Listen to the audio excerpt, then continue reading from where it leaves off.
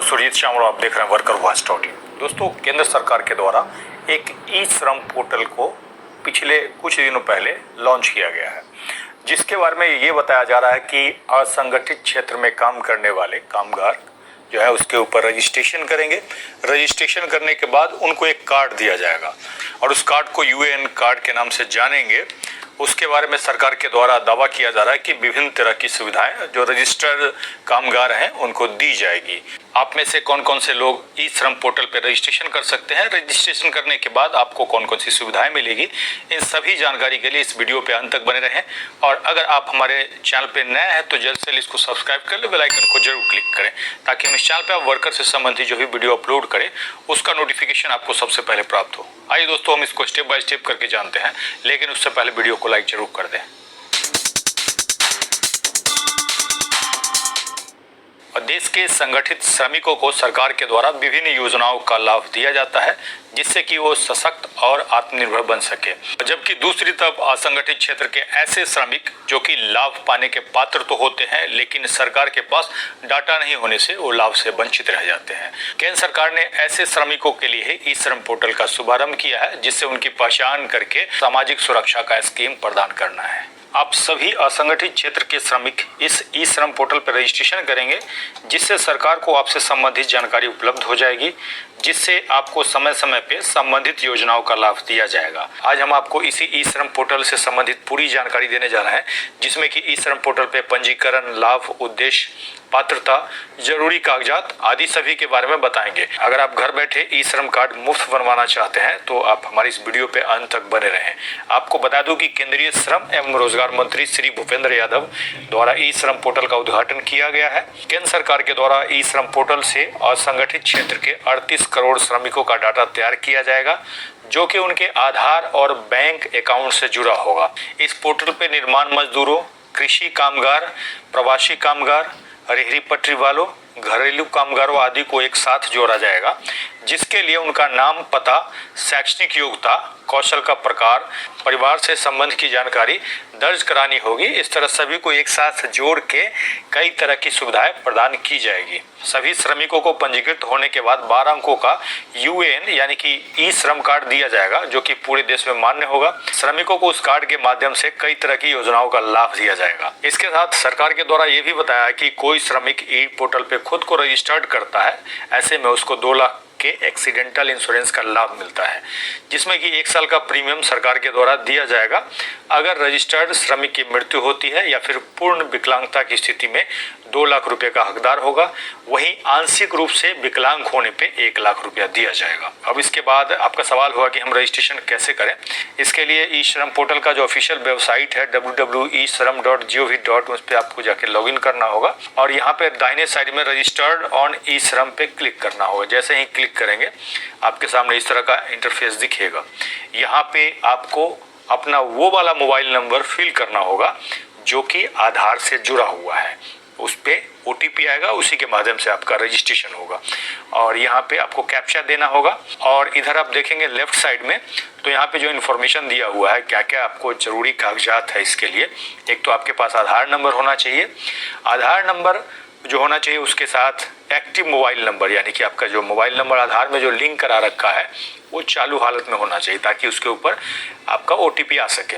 उसके बाद आपके आधार से बैंक अकाउंट अटैच होना चाहिए और आपका जो एज है 16 से 59 के बीच होना चाहिए। 1/1/1961 से लेकर के 31/8/2005 के बीच आपकी डेट ऑफ बर्थ होनी चाहिए।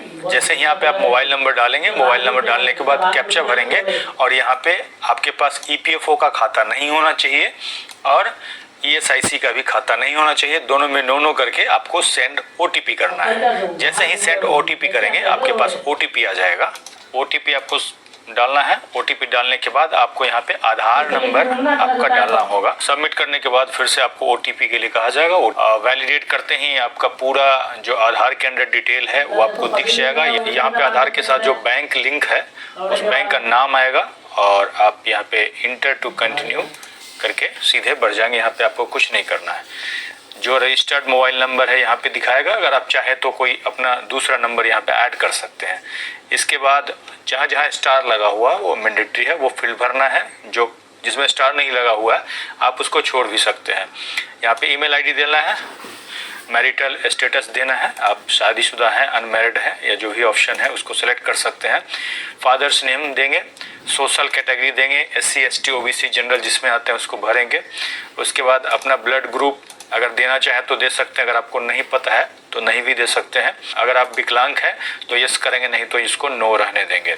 अगर आप चाहें तो यहाँ पे अपनी नॉमिनी को ऐड कर सकते हैं, जिसमें आपको नॉमिनी का नाम लिखना होगा, उनका डेट ऑफ बर्थ लिखना होगा और यहाँ पे उनका जेंडर और आपके साथ क्या रिलेशन है वो यहाँ पे आपको ऑप्शन मिल जाएगा, उसको सिलेक्ट करके और सेव एंड कंटिन्यू करेंगे। उसके बाद रेसिडेंशियल एड्रेस में आपको होम टाउन जो है आपका उसको सिलेक्ट करना होगा। सिलेक्ट करने के बाद जहां आप करेंट एड्रेस है वो आपको यहाँ पे पूरा एड्रेस भरना होगा। उसके बाद आपको यहाँ पे क्लियर करना होगा कि कितने दिनों से आप करेंट लोकेशन पे रह रहे हैं, 1 साल से 2 साल से जो भी है आपका, उसको सिलेक्ट कर देंगे। यहाँ पे अगर आप प्रवासी मजदूर हैं तो यस करना होगा, तो नहीं तो नो रहने देना होगा। अगर यस करेंगे तो रीजन फॉर माइग्रेशन देना होगा कि किस वजह से आपने अपने राज्य को छोड़ करके दूसरे राज्य में रह रहे हैं। अगर आपका परमानेंट एड्रेस और करेंट एड्रेस सेम है तो इसको क्लिक रहने दें, नहीं तो यहाँ पे आप खुद से अनक्लिक करके भर सकते हैं। उसके बाद आप सेव एंड कंटिन्यू करेंगे। सेव एंड क्लिक करने के बाद आपको क्या एजुकेशन है उसको आपको सिलेक्ट करना होगा। ग्रेजुएट हैं, पोस्ट ग्रेजुएट हैं या फिर आपने मिडिल पढ़ा है, सेकेंडरी पढ़ा है, बिलो प्राइमरी है। यहाँ पे जो भी आपकी क्वालिफिकेशन है उसके हिसाब से यहाँ पे सिलेक्ट करेंगे। सिलेक्ट करने के बाद आप सर्टिफिकेट भी यहाँ पे अपलोड कर सकते हैं। इसके बाद आप अगर जॉब में हैं या फिर जॉब कर रहे थे तो आपकी मंथली इनकम क्या है, तो जो भी मंथली इनकम है उसको यहाँ से आप सिलेक्ट कर देंगे। सिलेक्ट करने के बाद अगर आप इनकम सर्टिफिकेट यहाँ अपलोड करना चाहते हैं तो अपलोड कर सकते हैं, अगर नहीं करना चाहे तो कोई बात नहीं। जिसके बाद यहाँ पे आपको सेव एंड कंटिन्यू करना होगा। कंटिन्यू करते ही इस पेज पे आपको अपने रोजगार और स्किल के बारे में फिल करना है, और फिल करने के लिए आप यहाँ पे आपको सर्च करना होगा। अगर आप सर्च नहीं कर पा रहे हैं तो यहाँ पे एक आई बटन पर बना हुआ है, इसको क्लिक करेंगे। क्लिक करते ही इस तरह का आपके सामने एक पेज खुल जाएगा जिसपे इन्होंने PDF में अलग अलग जो काम है सभी का विवरण दिया है, हिंदी और इंग्लिश दोनों में। जिस काम का भी यहाँ पे नाम है वो सभी लोग ये किस कार्ड को बनवा सकते हैं और यहाँ से आप कोड या फिर जो काम है उस तरह का सर्च करके ला सकते। अगर आप फास्ट फूड का काम कर रहे हैं तो यहाँ फास्ट फूड सिलेक्ट करेंगे। सिलेक्ट करने के बाद कितने साल से आप वर्किंग है, 2 साल से है, 3 साल से है, उस हिसाब से अपना एक्सपीरियंस ईयर में लिखना है। सेकेंडरी ऑक्यूपेशन लिखना चाहे तो लिख सकते हैं, नहीं तो नहीं भी लिख सकते हैं। अगर ऑक्यूपेशन यानी रोजगार का कोई सर्टिफिकेट है तो यहाँ पे आप अपलोड कर सकते हैं। इसका जो आप रोजगार कर रहे हैं उसका कोई ट्रेनिंग लिया है तो आप ऊपर वाले को सिलेक्ट करेंगे, नहीं तो यहाँ पे सेकंड वाले ऑप्शन को सिलेक्ट करेंगे। उसके बाद सब स्किल में आपने खुद से सीखा है तो सेल्फ लर्निंग पे क्लिक कर देंगे। अगर सरकार की तरफ से आप कोई फॉर्मल वोकेशनल ट्रेनिंग चाहते हैं तो इस पे क्लिक करेंगे। टेक्निकल ट्रेनिंग चाहते हैं तो इस पे क्लिक करेंगे। क्लिक करने के बाद आप यहाँ पे सेव एंड कंटिन्यू करेंगे। सेव करते ही आपके सामने बैंक अकाउंट डिटेल खुल जाएगा। चूंकि आधार के साथ जो अभी आपका बैंक अकाउंट लिंक है उसका यहाँ पे नाम दिखाएगा। अगर आप आधार वाले बैंक अकाउंट के साथ ही कंटिन्यू करना चाहते हैं तो यहाँ सेव एंड कंटिन्यू कर देंगे। अगर नहीं करना चाहते हैं यहाँ पे यस करके बैंक नंबर को कंफर्म करना होगा। अकाउंट होल्डर का name, IFSC code, bank name, branch name को सेव करेंगे। मैं यहाँ पे नो करके आगे बढ़ रहा हूँ। सेव एंड कंटिन्यू किया। सेव एंड कंटिन्यू जैसे ही करेंगे तो जो भी आपने फॉर्म फिल किया है उसको एक बार आपको दिखाया जाएगा, और दिखाने के बाद आपको बता दूं कि एक बार आप चेक कर लें कि आपने सही भरा है या नहीं भरा है। उसके बाद आप यहाँ पे आई अंडरस्टैंड को क्लिक करेंगे। क्लिक करते ही सबमिट करेंगे। सबमिट करने के बाद आपको एक OTP फिर से मोबाइल पे आएगा, जिसको कि आपको अपने मोबाइल से यहाँ पे डाल करके वेरीफाई करना है। जैसे ही इसको वेरीफाई करते हैं वैसे ही आपका ई-श्रम कार्ड आपके स्क्रीन पे दिखेगा, जिसको दाहिने साइड में क्लिक करके डाउनलोड कर सकते हैं और उसका प्रिंट आउट करा करके आप उसको काम में ला सकते हैं। जो भी डिटेल है वो आपका वहाँ पे दिखेगा।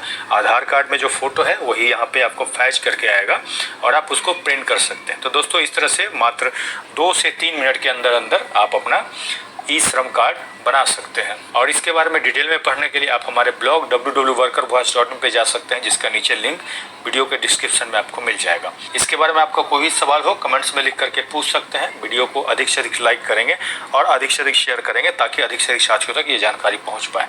इसके साथ ही विदा लेता हूँ। जल्द ही एक नई जानकारी के साथ मिलते हैं।